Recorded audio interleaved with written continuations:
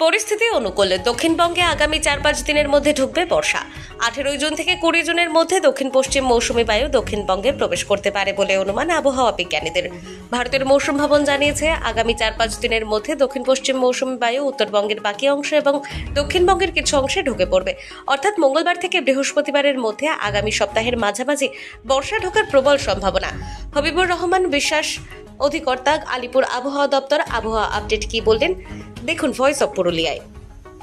যেটা আপনার আজকে মূলত পশ্চিমের জেলাগুলোতে, যেমন পুরুলিয়া, বাঁকুড়া, ঝাড়গ্রাম, পশ্চিম বর্ধমান, পশ্চিম মেদিনীপুর, এই পাঁচটা জেলাতেই প্রতিবারই বৃষ্টিপাত হওয়ার সম্ভাবনা বেশি আছে। আলিপুরদুয়ার, কোচবিহার, জলপাইগুড়ি আর সর্বত্রই 8টা থেকে মাত্রার বৃষ্টিপাত হবে। দার্জিলিং, কালিম্পংয়েও ভারী বৃষ্টিপাতের সম্ভাবনা আছে। আর মালদা, নর্থ সাউথ দিনাজপুর, উত্তরবঙ্গের এই 3টি জেলাতে থান্ডারস্টর্মের সাথে বৃষ্টিপাত কোথাও হওয়ার সম্ভাবনা আছে। দক্ষিণবঙ্গে আগামী 24 ঘন্টায় বিক্ষিপ্তভাবে বজ্রবিদ্যুৎ সহ বৃষ্টিপাত 1-2 জায়গায় হওয়ার সম্ভাবনা আছে বিক্ষিপ্তভাবে।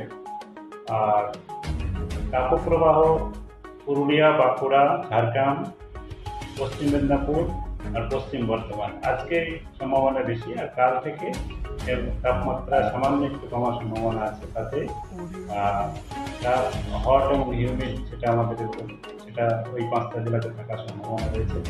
বাকি জেলাতে তাপমাত্রা আগামী 2-3 দিনে স্বাভাবিকের থেকে কিছুটা বেশি থাকবে, তারপরে কম হবে। 2-3 দিন পর থেকে বৃষ্টিপাতের পরিমাণ দক্ষিণবঙ্গে বাড়ার সম্ভাবনা আছে, যার প্রভাবে আমরা বলেছি আগামী 4-5 দিনের মধ্যে দক্ষিণবঙ্গের কিছু এলাকায়, তার সঙ্গে উত্তরবঙ্গের যেসব জায়গাতে বাকি রয়েছে সেসব সমস্ত জেলাতে, যেমন উত্তর দক্ষিণ দিনাজপুর আর মালদা, মৌসুমী বায়ু প্রবেশ করার সম্ভাবনা আছে।